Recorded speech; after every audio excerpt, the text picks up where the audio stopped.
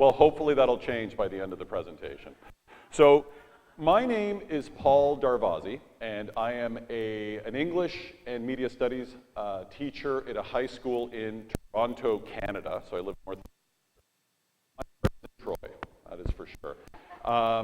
And I'm also a doctoral student, and my work tends to look at the intersections of games and education. Is that okay? Better? Keep it about there. So I'm interested. Are there any peace negotiators in the room here today? Nobody? Ah, you're a peace negotiator. Excellent. That's good. Any diplomats? Okay, we've got a diplomat over there. Wonderful. That's great. Well, I would argue that as educators, we are all peace negotiators and diplomats. And I feel that even though we don't have formal training in this area, we absolutely should. Because we're dealing with conflict in our environment all the time, with parents, with students, between our, people on faculty. As human beings, we can't get through life without dealing with conflict. If you think about it, in all of the stories we tell, whether it's in film or television or literature, conflict is an essential component of the narratives that surround us, which really is an expression of the reality of conflict being essential to human life. And in these narratives, conflict usually ends with some type of resolution. However, that is not always the case in real life. And because we are all affected by conflict, the work of peace education and conflict resolution is not just applicable at the political level, but it's also applicable at the very personal level. So I think what we're going to discuss today, or what I'm going to share with you today, which is how digital games can help and support the work of peace education and conflict resolution. We're not looking at just, resolving the war between Israel and Palestine. It's also giving us occasion to reflect on how we deal with conflict in our own lives, which I think is very valuable. So let's move on. So we can't turn on the evening without getting bad news these days. And it's often related to conflict or to war. And we definitely are exposed to these things to a degree where we get a disproportionate sense of the conflict that's going on around the world. Now, our schools are competitive arenas, and we prepare our students for a competitive world. But are we giving them the tools that are necessary for them to deal with conflict and competition in a healthy way? And I don't really think that we are. And going back to what I was saying about this giving us a disproportionate sense of violence. So television is a unique medium. It's different from newspapers, it's different from video games or radio. And the way that the news works on television is you're being bombarded by these 90-second segments, right? And I think it was Sean who said yesterday, if it bleeds, it leads. And that's absolutely correct. I mean, they want drama, they want violence, they want to be compelling. So if you're watching this, where the focus is on the worst aspects of humanity, night after night, you start getting a sense that the world is falling apart, right? But there's very little focus on all the great things that are going on and just living your normal, peaceful life. And as a result of this, we may be getting a disproportionate sense of how violence is playing out in the world. So let's turn to some statistics. Since 1992, this is the US of A, since 1992, there has been a 68% decline in aggravated assaults.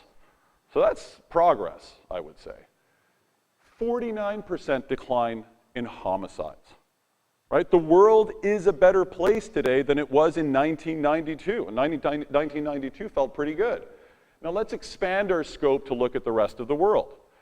In 1945, there were 22 deaths per every 100,000 people on this planet. Now, something was going on in 1945 that may account for a few of those deaths, which was the end of World War II. We jump to 2011, and it drops to 0.3 deaths for every 100,000 citizens on the face of this planet. Now, since 2011, there has been some augmentation in aggressions. We have Syria, we have the Ukraine, a few terrorist incidents. So now we're up to 1.6 per 100,000. And what this is the world is not a more violent place today than it was, right? Things are, in fact, getting better. However, we should proceed with caution because things can start spiraling the other way. And it's very, very important that we start becoming mindful of including peace education and conflict resolution in our curriculum, because I don't think we do a particularly job of doing this. We talk about social emotional learning, and I think we have to focus on the tools that you need in order to deal with conflict in a positive way. I know from the research that I've done in this area, and it was not familiar to me before I went into this research, that I've been very mindful of how I've resolved conflict in my own life and thought, holy cow, if I'd known this stuff 25 years ago, I would have had a much smoother road. And I wish that our students would be giving the tools to do this, because it is a really big part of your life. I mean, I'm sure many of you have lost sleep because of the conflicts that you've had in your life. And the other part of it is that the students in your classrooms today are the leaders of tomorrow. So by giving them the tools to look at the world from that perspective, you're setting them up in order to resolve the world's problems in a much, much more judicious manner. So the basis of what I'm going to talk to you about today is from a paper I was commissioned to write by UNESCO's Mahatma Gandhi Institute of Education for Peace and Sustainable Development, which is quite a mouthful. And they're an NGO based in New Delhi, India, and part of a greater push to include game-based learning in schools in India, which I'm really happy about. So I accepted this commission and started doing the research for the paper and discovered that there's almost nothing written connecting video games to the work of peace education and conflict resolution. I found 3 studies that specifically looked at video games and how they can abet in the work of peace. And 2 of them used a game called Peacemaker, which I'm going to discuss momentarily. And this isn't surprising to me, because there is a persistent narrative by broadcast media that supports the idea that video games engender aggression, antisocial behavior, and violence. And there's some minuscule truth to this, but this has been how video games have been defined largely in public opinion. So it's very counterintuitive to think that a medium associated largely with violence could be used for the work of peace or for the work of conflict resolution. But the gaming world has changed. In the last 10 years, there has been an explosion in development, largely due to digital distribution platforms like Steam, allowing small independent studios to create artistic and experimental games that they can distribute without the prohibitive costs of material distribution. They don't have to make the boxes and the CDs and put them on trucks and take them across the world. They can just actually put them on the internet and you can buy their games. And what this has done is created a huge diversity of games in the video game ecology. And many, many, many of these games are now doing the work of good. They're social justice games, games for health, serious games, games for impact, that'll do anything from helping children manage their diabetes to helping us understand the impoverished life of a family in Nepal. And in a very, very engaging way. So this is all very promising. So what I did was I sort of sifted through a bunch of games and picked the ones that I thought were in line with the work of peace education and conflict resolution. Now, before we go any further, I'd like to unpack these terms a little bit, because they're very related. Peace education and conflict resolution are definitely related, but they're 2 separate categories. So let's have a quick look at peace education. It's the process of acquiring the values, the knowledge, and developing the attitudes, skills, and behaviors to live in harmony with oneself and others and with the natural environment. What this is essentially your implementation of peace education, understanding how conflicts arise, how can they be resolved, interpersonal or political, in your practice, in schools. This is how we teach the work of peace. The other side of the coin is, of course, conflict resolution. This is a way for two or more parties to find a peaceful solution to a disagreement. The disagreement may be personal, financial, political, or emotional. And this is the practical application of the work in peace education. So this is actually where you put it into practice and you bring parties together and you negotiate conflict between them. So these categories, as I said, are separate, but they have much in common. So because very little research was done in the area of video games, conflict resolution, and peace education, what I did was I distilled what were the key outcomes and goals that were common to both categories, namely intergroup contact, perspective taking, empathy, intercultural understanding, and complicity. These are terms that come up over and over again in the literature related to these two areas. And I did further research to see how video games and games have been connected to each of these categories. And surprising or not, there was quite a bit written about this. So what I'm going to do today is present you with a series of case studies where I've taken these games that I feel work with the area of peace and apply them to each of these categories to show that games can actually be instrumentalized for these very positive outcomes that are sought in the world of conflict resolution and peace education. The first element I'd like to discuss is contact. Contact is the essential component to try to start a conflict resolution process. And this is bringing the parties together in order for them to talk with each other. So let's say you have an insufferable father-in-law that you have cut off and have not spoken to for 5 years. Well, chances are, as annoying as this person is, that he has mutated in your mind to something which is beyond reason, right? And what brings us down to earth is contact. You meet this person after 5 years and you're like, actually, he's not as bad as I thought he was. I could sit down at the dinner table with him. He's clearly evolved as a human being. Well, this works at every level. If you have somebody in your life you're not getting along with that you probably feel that there's some opportunity to resolve with, I guarantee you creating contact will give you a better chance of resolving that conflict and coming to a better place in that relationship.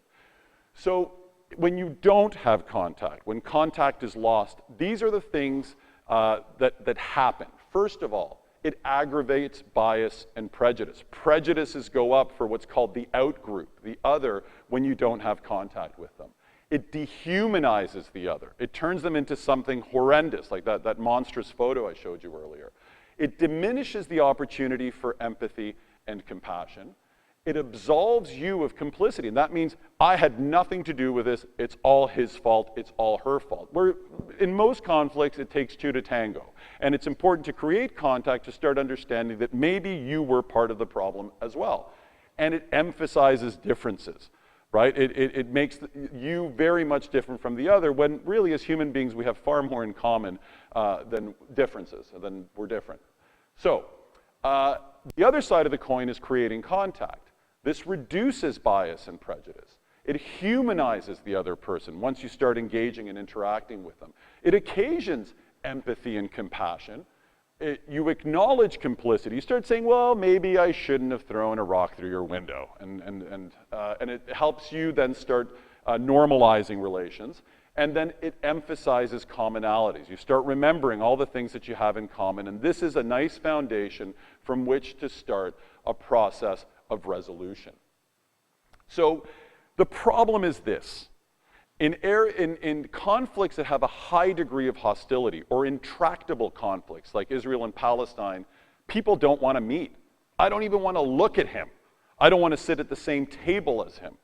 So what some scholars are now suggesting is something called virtual peace education, which is using websites and forums to have people meet in virtual spaces so they don't have to share the same geographic space, but start the process of getting to know each other, to discuss their grievances, and slowly start getting them closer together.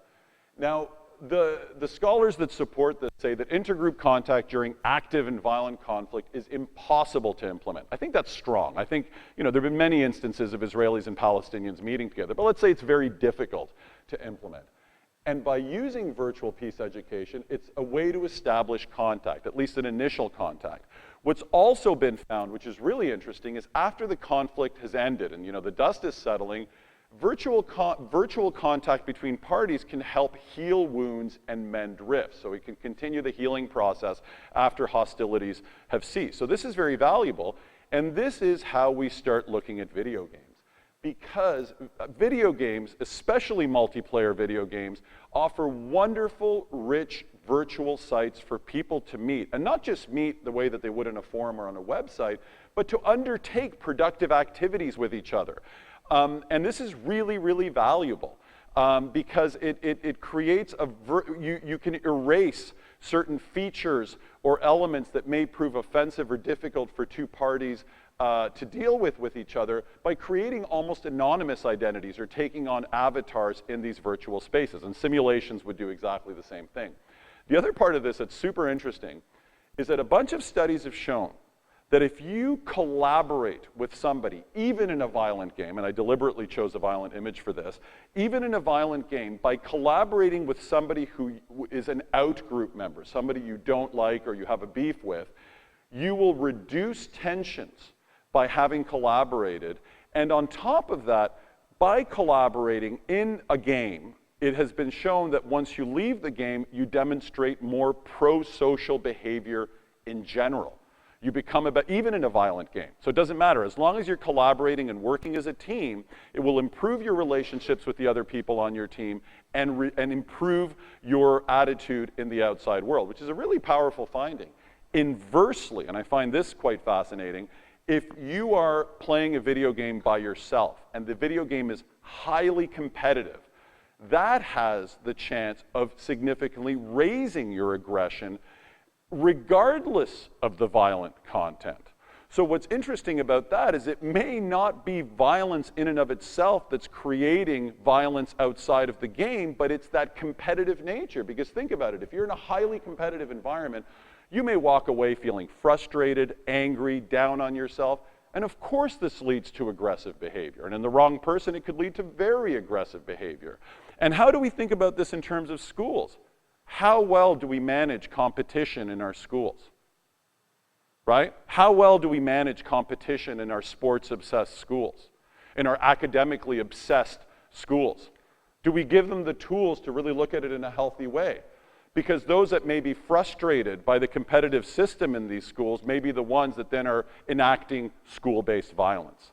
And we may actually have a chance at reducing that by better managing conflict and competition within school environments. This is a word that comes up a lot, right? This is a big word these days. And it's the single most important outcome in peace education and conflict resolution. This is what everybody wants in the process, because if you establish empathy, things tend to fall in line. But, and here's a really good quote about empathy, which is, empathy is seeing with the eyes of another, listening with the ears of another, and feeling with the heart of another, right? So if you're really upset with somebody, try to put yourself in their shoes. This is, of course, perspective taking. And this, again, is a term that arises a lot in the peace education literature. Taking perspective is a very, very important prerequisite towards establishing empathy, which sets you on the road to conflict resolution. Well, video games are phenomenal at creating perspective-taking opportunities. And for those of you that still remember high school English, all those different perspectives that you learned about in class apply to video games. Namely, the first-person perspective, the second-person perspective, the third-person perspective, and the omniscient perspective. There's a few more that I didn't include because they're not really relevant to the chat, but these are the big ones. And what's interesting is empathy is produced differently from each of these perspectives. So I'm going to look at how that works in each one. The first-person perspective. This is when you're anchored into your avatar and you're seeing everything that your avatar sees and you're absorbing your environment from the perspective of your avatar. This is the most popular perspective in shooter games, but there's a bunch of other games that also allow you to take the first-person perspective. Now, this is really interesting, and I was surprised to discover this, that the avatar in your first-person perspective is the avatar that you feel the least empathy for. So if you're designing a game where you want somebody to feel empathy, don't center that empathy on the first-person avatar. And the reason for this is because there's no emotional distance between you and the avatar. You kind of collapse into the identity of your avatar, and therefore empathy requires emotional distance. So if you are using a first-person video game, empathy should be centered on the characters that you're interacting with, on the others, not on you as the avatar. And I was actually surprised by that. I thought it would be an opportunity for high empathy. The next is the second-person perspective. And much like in literature, you don't encounter this very often, the you voice. You walk into a room, you stand around, you pick up the sword. Now, this doesn't really occur almost at all. I'd have to think about it in video games, but it's a very important voice in those text-based adventure games that were very popular in the 80s, like Zork or The Enchanted Castle. And most recently, this is Zoe Quinn's Depression Quest. Very famous because Zoe was one of the individuals who sparked the huge Gamergate controversy, and if you're not familiar with it, you can look it up. And Depression Quest essentially puts you in the shoes of somebody who suffers from anxiety and depression. You make all kinds of decisions as you navigate this textual world that's enhanced by a few images, and really get a sense of the unpleasantness of it. And it's a really powerful game. And the second-person voice is actually quite good at producing empathy because it creates both distance and intimacy with your subject matter. So it creates that necessary emotional distance, but it also involves you. But it's not very tenable for the audio-visual spectacle of the video game. It really does exist more in a textual form. Then there's the third-person perspective, and this, by all means, is the most common perspective in video games. Everything from Pac-Man to Donkey Kong, Mario platformers, to action games like Assassin's Creed, where you see the avatar that you're controlling. And this is the best way to invest your avatar with empathy, or to produce empathy. The game that's on the screen now is called Darfur is Dying, where you take on the role of a family who's trying to survive the crisis in Darfur. And they're placed into the third-person perspective in order, I don't know if it was deliberate or not, but it certainly is effective in producing empathy in a game.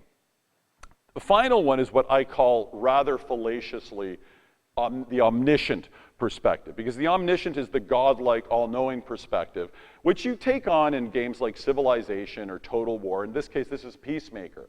And the reason it's fallacious is because you don't really know everything. You kind of have that bird's eye view of what's going on, but there's information that you find out about as you proceed through the game. But it's the best voice that I could attach to this type of game.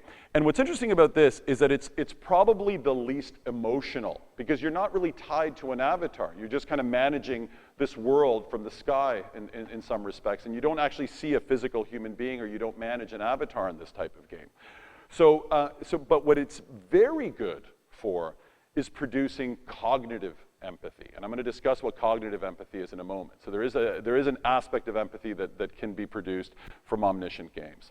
If you're interested in empathy and the work of empathy as it relates to games, first I'd suggest you read some Mary Flanagan. She's probably done more work in empathy in games than any other human being on this planet. And this book is a very, very readable book called Values at Play in Digital Games, which explores ethics and values and all kinds of interesting things through a series of games. Also, my good friend Matt Farber is putting on a discussion after this where he's going to look at empathy in game design, which would be a nice follow-up if this is an area of interest for you. So let's break empathy down to its constituent elements. It's typically divided into two categories. One is cognitive empathy, and this is your intellectualization, the mindset and motivations of the other. So, for example, you have a student in class who's acting up, thinking about why he's acting up. That's not necessarily a hugely emotional experience. You're kind of thinking, well, his mom hasn't been home a lot. It's an intellectual process. Similarly, if two diplomats are meeting, you try to figure out what the other diplomat's going to bring to the table, right? It's a very cold, calculating form of empathy. The other side is, of course, the emotional. Things got a little out of control there. So And emotional empathy is divided into two subcategories. One is parallel empathy. This is when you feel more or less what the subject of your empathy is feeling. So I'm reading a novel, and the main character has lost a family member and is grieving, and you feel the same kind of grief for the loss of that character. That would be an example of parallel empathy. The other one, which is kind of a weird one, is reactive empathy, where your feelings are different from the subject of empathy. So for example, when my kid is whining because he can't watch Treehouse and I'm getting frustrated, that is actually reactive empathy because I'm emotionally responding to my child in a way that's different from what my child is feeling at that particular moment. Now, the way empathy works is typically, it's a combination of all of these things. It's not so isolated where you're just feeling cognitive or you're just feeling emotional. It's hard to feel emotional without cognitive. But for the purposes of seeing how these operate within games, I'm going to focus on specific elements of empathy and how they operate inside a variety of games. So let's begin with, jumped ahead, Peacemaker. Peacemaker was developed in 2007 by Asi Barak and Eric Brown. And it got a lot of press because what it does is it puts you in a situation where you either take the role of the Israeli prime minister or the Palestinian president. And security, politics, construction in Israel to achieve a two-state solution. This is used in peace institutes in the States, in Israel, it's been used in schools, and it's been a really successful game. And they'll say, I'm going to show you a short video, that it doesn't address all of the issues, but it certainly starts an important conversation. So let's watch a video to introduce you to Peacemaker.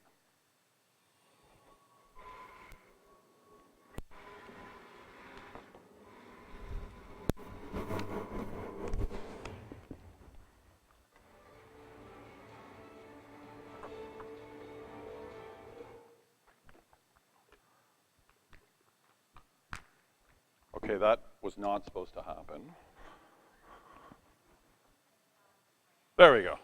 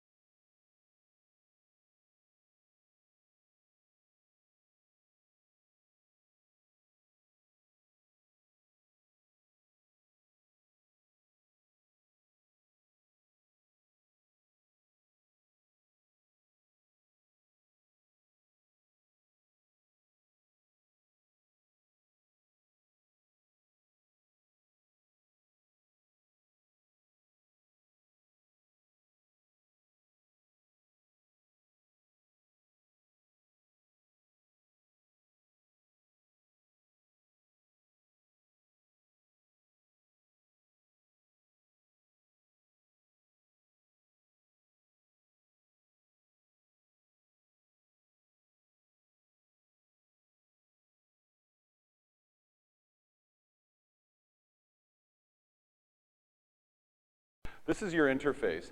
And you have, first of all, you can check polls. So you can gauge your decision making based on opinion polls from the various constituents in both states.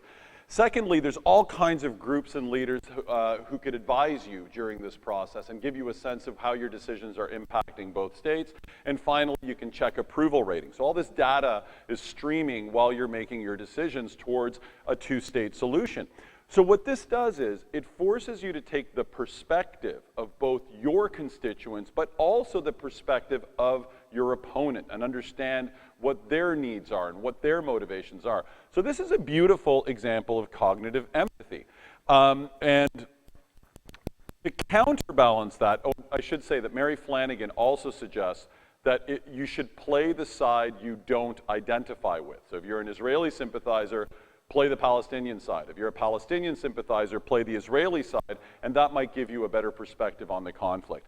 So what this is, throughout the game, there are news flashes, both broadcast news reports and newspaper articles that keep popping up to give you a sense of how your decisions are affecting the population at an emotional level. This creates a nice emotional counterbalance to the cognitive decision-making during the course of the game. And all of these have been lifted from real news reports that occurred during the conflict. So they're all genuine news reports that they've taken and added to the game. The other feature, which is really cool, is there's a timeline of all the major events in the conflict. So there's a lot of opportunity here for knowledge building, for genuine knowledge building, using a very geographically correct map, finding out all of this information about the conflict. So it's a really powerful classroom tool that can be used for any number of purposes. You don't have to use it for the work of conflict resolution or peace education. You might be doing a unit on the Middle East, and this would give you some interesting perspectives to share with your students. So this is the game that has been most researched. The 3 studies that I found, 2 of them used Peacemaker. So some interesting findings. One of them had students from Turkey, the United States, Israel, and Palestine, college students, play the game, and they were surveyed after playing for a number of different measures, but one of them was their attitude. How did your attitude change towards this conflict? Well, the Turkish and American players showed a significant change in attitude. Their notions about the conflict going into the game significantly changed walking out. However, our Israeli and Palestinian friends, not so much. They held to their pre-existing attitudes. And this is not surprising at all. I mean, many studies have shown that those who most identify with the conflict, those most affected by the conflict, are more resistant to changing their attitudes. However, this is all very promising because the world that contextualizes these conflicts is very important to how that conflict is nourished or ceased. And by shaping public opinion to take a more balanced view, you are probably going to help resolve that conflict in a more peaceful way. Also, with advances in technology and advances in design, you might eventually have a greater impact on those who most closely identify with the conflict. The other interesting thing is they discovered that the more you knew, the knowledge that's created about the specifics of the conflict actually mitigated the influence of politics and religion during the peace process. And this is really important because one of the biggest aggravating factors in a peace process are your religious and political inclinations. And if that can be somehow mitigated, then you have a better chance of arriving at a peaceful resolution. So let's move from the Middle East to Rwanda. This is a game that was developed in Tracy Fullerton's game design class at USC. There's 2 students who made it. And it's a very simple game. You can download it for free, so you can get it for your class. It really takes almost no room on your computer. It's very easy to run. It takes about 5 to 10 minutes to play, 15 at the most, but it is a very powerful, powerful game. So what the premise of the game is, you are Lillian, this lady in the corner here, who's a Tutsi mother who's hiding with her child while Hutu patrols are looking for Tutsis outside. It starts at the break of dawn with the window being dark, and as the day progresses, it starts kind of lighting up outside. The graphics are not spectacular. They're more sort of symbolic than realistic. What you're looking at is the game. It doesn't really go much beyond this. And what you have to do is sing a lullaby for your child to pacify the child so that its crying doesn't draw the Hutu patrol to you. So that's a pretty scary moment. And the way you sing this lullaby, don't worry, nobody's going to ask you to sing. The way you sing this lullaby is that the letters from the lyrics start materializing on the screen in a rhythmic fashion, and you have to keep up with the keystrokes. You're keying in the letters as they're appearing at key moments, and that really allows you to sing the song successfully. And if you manage to get through the whole game and sing the song, then you escape Rwanda and you manage to get to a refugee camp outside of the country. However, what you don't see in this image is the soundtrack for this game is horrific. While the sun is rising, you hear the loud barks of the soldiers. You hear the bursts of machine gun fire. You start hearing people begging for their lives. You start hearing, the machetes slicing into flesh. So here you are trying to keep up with the rhythm of the lullaby, and these sounds are coming in, and the first 2 times I played, I couldn't do it because I was so distracted by the soundtrack of the game that it really impaired my ability to follow through with this fairly simple mechanic. By the 3rd or 4th time, I became desensitized and managed to do it without any problems. So what is the value of this, right? Well, first of all, looking at empathy, emotional empathy, the tension that I felt, to some degree maybe fear, approximates that of the mother, right? And I'm not for 1 second saying that this game is putting me in the position of the mother, because the only person who truly lives the experience is the victim in that moment. Everything else is a representation, and everything is an inaccurate representation. It is not the truth. It's what a guy named Hirsch would call the truthfulness of that moment, right? But it still sensitizes us to the plight of the victim. It is still valuable. And this can be universalized to any conflict unit. Regardless of what you're doing, this is a universal plight. There are victims hiding that are being sought after, that are trying to save the lives of themselves and their families. It happens all over the world.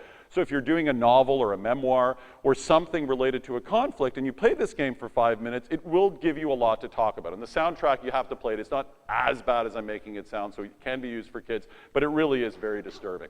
The other side of it is the child is, when it starts to cry, it's because it's uncomfortable, it's unhappy, maybe it's cold. Certainly doesn't have any sense of the fact that there's a patrol outside looking for it. So the fear that you have for the child's security is different from the feelings that this child has, and therefore that is a case of reactive empathy. And this is how empathy at the emotional level operates within a game.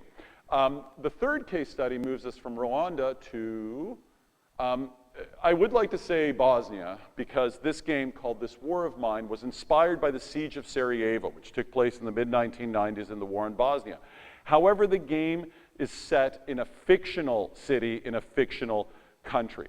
And in this game, you manage a group of survivors that are trying to get by during the war. They're not soldiers, and they're trying to find medication and food in order to keep things going. And they craft various items, and they have to make very difficult ethical decisions during the course of the game. And what's really interesting about this game is it's an antidote to any game that glorifies war, because we usually center these games on the combatant or the soldier, whereas this now centers it on the civilian, the person who's living in this war-torn world. And this is an opportunity to create cognitive empathy, emotional empathy, and this ethical decision-making that I'm going to talk about in a little bit. So it kind of brings it all together. So let's watch a video from This War of Mine. There's a few kind of graphic scenes, but I think you'll be okay. For soldiers, war is about victory. For us,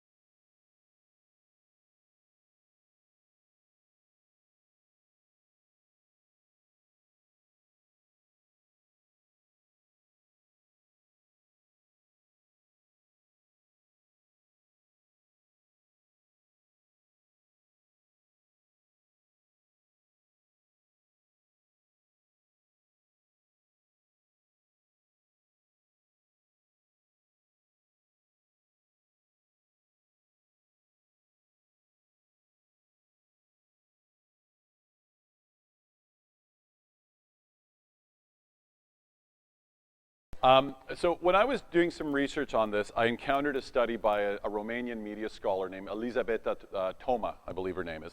And I pulled this quote, and I thought it was a really poignant quote in relation to this. And it's, "This war of mine is a saddening and profound experience of war, famine, murder, suicide, and failure, bringing the player closer to its victims, which are similar to them, thus having the potential to become a counter-pedagogy of war." A counter-pedagogy of war, which underlies the opportunity that games have to do good, to actually start thinking about war in a different and more productive way. Now, in the game, you're asked to make really sticky decisions, because the kinds of decisions we have to make when we're starving in a war zone are very different than the decisions we make in a healthy civilian life. And, you know, do you rob an old couple or starve to death? A young child and her mother come to your door begging to help, for you to help them, but you know that you don't have the resources and you would be sacrificing your own people for this new group, and you have to turn them away. It's not good and evil, it's not black and white, they're just one bad decision or another bad decision. And this is the unfortunate situation that many people find themselves in. And what this creates is what peace scholar Ian Harris calls ethical awareness, which is a very important pillar in peace education. And ethical awareness is to critically examine or change one's own ethical values and examine the implication of one's own behavior for the lives of others. To understand that the kinds of ethics that people have in different situations are different, and it puts us in the role of making those ethical decisions, which makes us better understand the plight of the victim. The last game I'm going to look at today is Black Friday, or 1979 Revolution Black Friday. I love this game. This is a good game. It recently came out about 2 or 3 months ago, and you're essentially a young photojournalist, an Iranian photojournalist who is caught up in the Iranian Revolution in 1979. And you're navigating kind of political, emotional landscape as your country's been swept up in turmoil, and also making very difficult ethical decisions as you're going through this world. So let's have a look at a video of the game, and then I'll discuss it.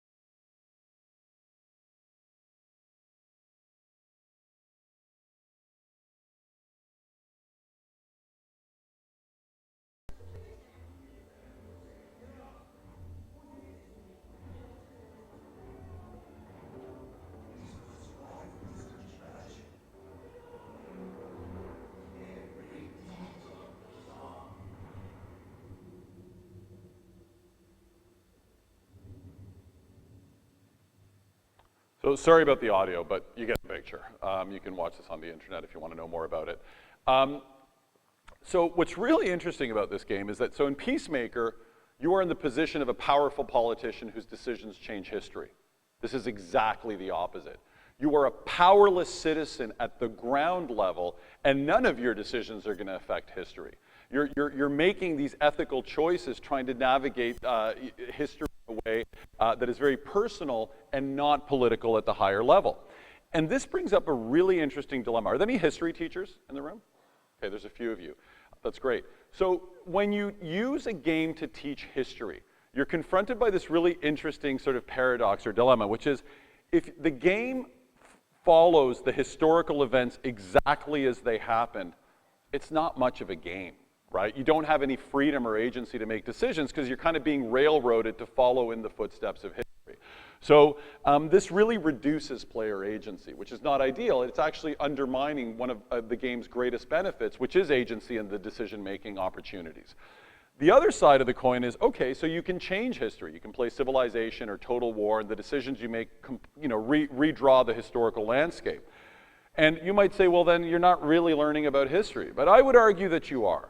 Because what you're understanding are that these decisions have consequences. You're understanding the historical forces at play. And as teachers, what we can do is ask our students to reflect on how their gameplay was different from what occurred in the history books and why. There's lots of great critical thinking opportunities in using this type of game. However, what Black Friday does brilliantly, and I think it might be the only game that does this. I could be wrong, and I'm sure there's somebody out there that will come up with another example, but I think it's the only game that does this where you have it both ways. The contextual historical circumstances don't change. The Shah, the Ayatollah Khomeini usurps the Shah of Iran. History progresses exactly as it would, but you are making moral decisions throughout the game that align you ideologically with different people in the game. So you are invested in the decisions, which makes you better understand the conflict. And what's phenomenal is that when you're making these decisions, you know, throw rock, don't throw rock, violence, nonviolence, and that's a pretty black and white decision in my mind. I've got to rush through this because we're almost out of time, is that when you're making these decisions, this is based on interviews that the developers had with 40 Iranians and their real experiences in the revolution. So it's all based on real experiences. The game, all of the footage, all of the pictures are real footage and pictures that were taken either from the developer's family who's Iranian or from legitimate archives. And this positions the game as a documentary. They actually called it a verite game, which is in line of the tradition of cinema verite in documentary film. So this is spectacular because you're actually having an interactive documentary which is culturally accurate. Every detail in the game is culturally accurate, whether you're interacting with a vendor, eating at a dinner table, participating in a tea ceremony, appreciating the bread on the street. So you learn a lot about Iranian culture, and this is the fundamental of peace education, because what's called intercultural understanding, understanding the culture of the other, is a pillar of the peace education process as it promotes respect for different cultures and helps students appreciate the diversity of the human community. The last thing I'd like to say about documentary film is that it's been used to create grassroots level initiatives to reduce conflicts, that you show a documentary about Israelis to the Palestinians and vice versa. Well, one researcher who did some work with documentary showed a documentary about a group and then created a role play experience afterwards, because watching a documentary is a spectatorial act. You're not invested or engaging with the subject matter. And she felt that the level of empathy was very temporary. So by creating a role-playing activity afterwards, she discovered that the empathy and understanding was deepened by her students by adding this interactive opportunity. And what Black Friday does very well is it combines the interactive with the documentary mode to catalyze powerful and meaningful changes in behavior and attitude and knowledge in the individuals who play. So I'd like to talk about spectatorship for a second, which is the way that we consume most media is as spectators. When you watch the news or read the news, it's as spectators. And what this undermines is complicity. You feel like it's somebody else's problem, that somebody else is the victim because of somebody else's actions, and we can sit back in our living room and feel bad for 5 minutes and then go have dinner and move on with our lives, right? This is how media works in the modern world. And this is kind of dangerous because we don't take action, we don't take responsibility. What games do well is that they allow for interaction, to engage with the subject. Your actions have consequence. Your actions are consequential. And as a result of that, you take this agency and perhaps bring it out into the real world, and there's a much greater chance that you will take action on the issues that are important to you when you have an interactive relationship with the media that you consume. The last thing I'd like to discuss, which is absolutely critical, is context. If you use games in your class, a game in and of itself is an entity that can be interpreted any number of ways. First of all, they don't stand alone. Games have all of these worlds that revolve around them on forums and walkthrough videos and Twitch and all types of stuff. So they are really part of a network of learning.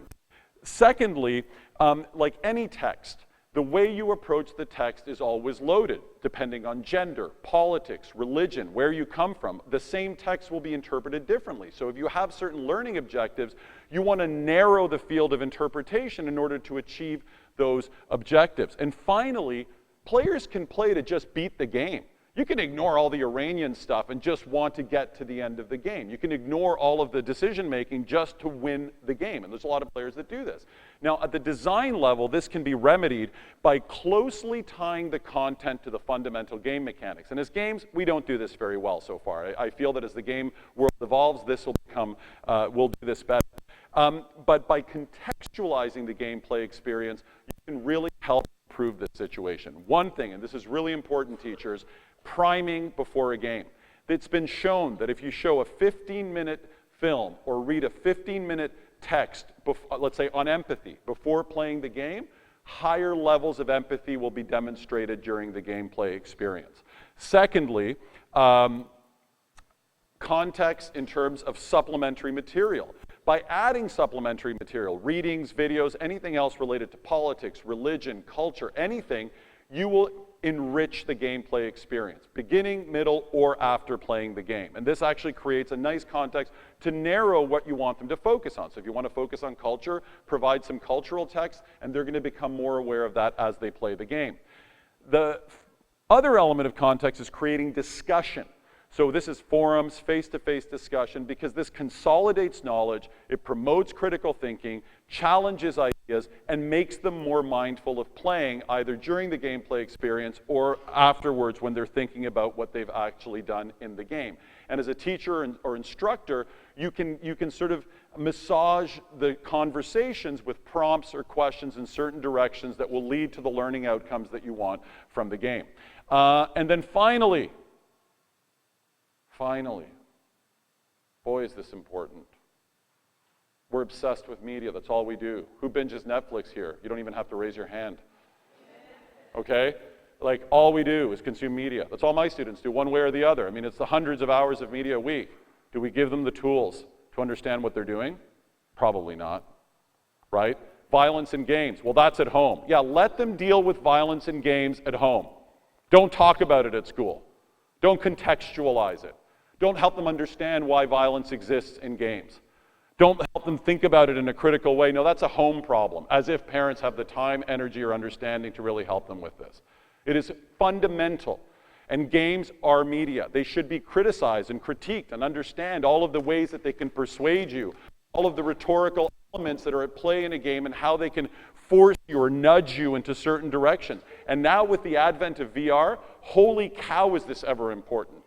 The opportunity for manipulation inside of VR is unbelievable. You want to talk about social engineering, just sit around and wait to see what happens. We have a priority, an absolute, for peace, for conflict, for everything. And anything you can do to promote media literacy and digital literacy in your community, in your schools, you will be doing the world a great service.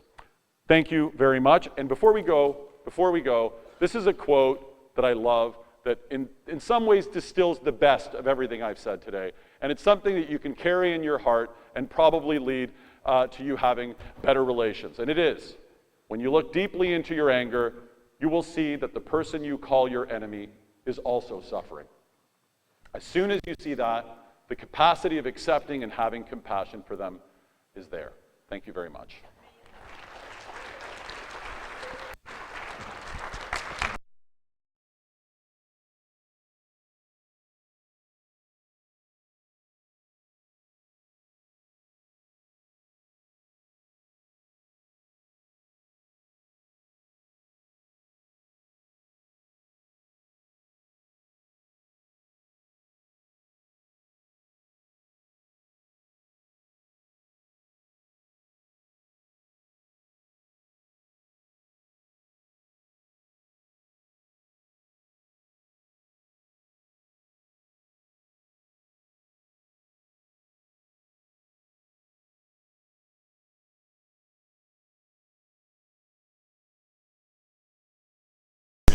Enjoy the day, and thank you to the folks that have helped make this happen.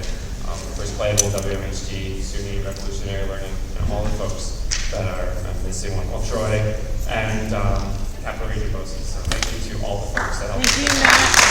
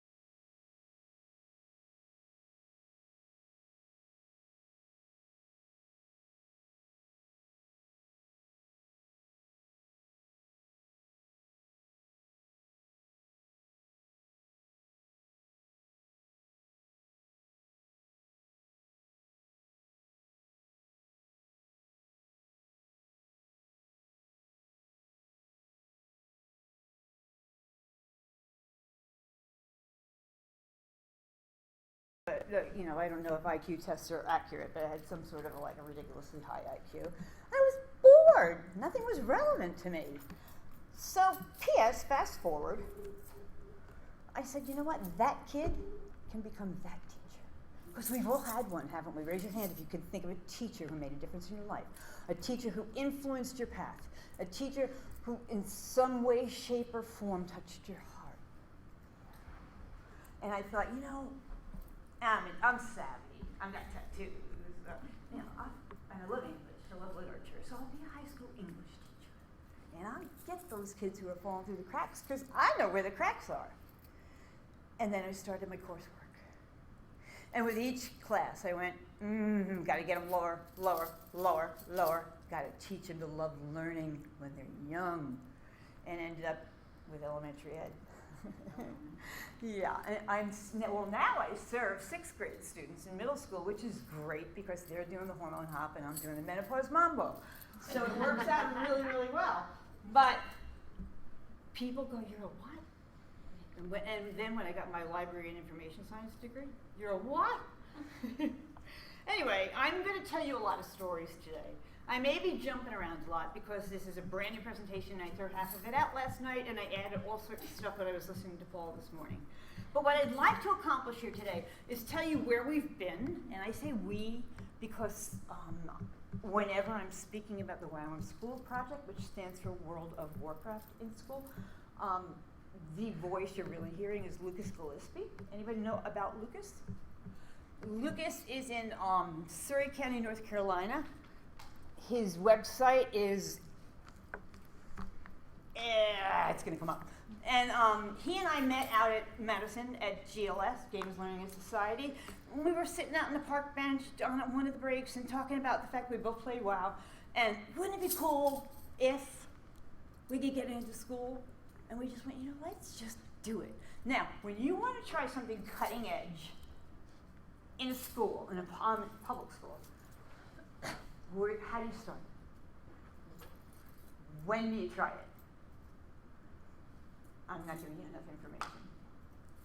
I'll just cut to the chase. After school, right? An after school club or a program, and that's where you get your bumps and bruises and make your mistakes and corrections, but it's also where you gather your data and you start to get your champions in line from the parents and what have you. So we started the first year as an after-school program, and then we immediately moved it into the academic day in North Carolina and in New York. Now, in my middle school, the only kids who had room for WOW in School in their schedule were the kids in the Learning Center, who were kids who were recognized to have learning disabilities. They're the kids that came on the little bus. I didn't change a thing, and the curriculum was designed for 8th grade. I let them go at their own pace. Interestingly enough, 4 months later, my principal, who is my champion, said to me, I've got another group of kids for you if you want them. I said, yeah, bring it on. He said, it's the gifted and talented. Bring it on. So now I've got the Learning Center kids coaching the gifted and talented. You want to talk about self-esteem going through the roof?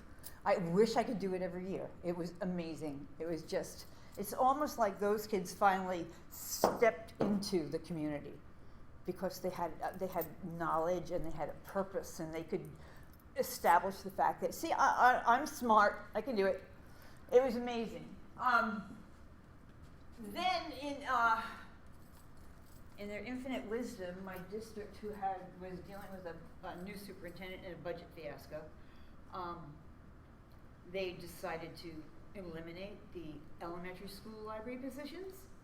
So we had 5 elementaries, middle and high school. The librarians who had the most seniority went to the high school and middle school. Goodbye, Eleanor. I lost my Eleanor. And because I had enough seniority, I was offered a classroom position. So it was full circle because I had started in the classroom. Oh boy.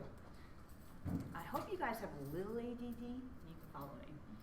So what the gist of what I'm going to show you today, I call Excalibur. And Do you notice anything about the spelling? Which is correct. The U is actually correct, but I had started it and started advertising it with the E, which is acceptable in Arthurian scholarship as the Middle Earth, the Hobbit. Middle Ages, that the way they dealt with it. But I know how Arthurian stuff is so deep with people. You know, you say Camelot or Lancelot or the Knights of the Round Table or the Swords of Stone, and people are like, so I figured I'd better get that out of the way so I didn't lose you all to Google for the rest of the whole session. All right, so both spellings are correct. What I was looking for was I had written down a whole slew of words that were either concepts or skills I wanted my children to know or be able to do when they were finished. And then I was trying to make an acronym. Excalibur happened to work. Are you not going to play nice? Sure you are. There we go. Before we go there, okay, everybody jerk. I would like to pay some homage to Seymour Papert, who passed away yesterday. And those of you who don't know of Seymour or Seymour's work, in 1972, Papert was saying the computer is the children's machine. If you haven't read these two, Children's Machine and Mindstorms, Seymour was the one who, with his team at MIT, developed the Logo programming language, the turtle, you know, the very first one. Now, here's a funny story. I was speaking at Constructing Modern Knowledge, Gary Stater's conference, and he has this whole slew of really, like, higher echelon, seasoned, visionary teachers and educators. And one of the, this is Seymour. I'll get back to the hard fun thing. But one of the people is Cynthia Solomon. And as of the last year when I was there,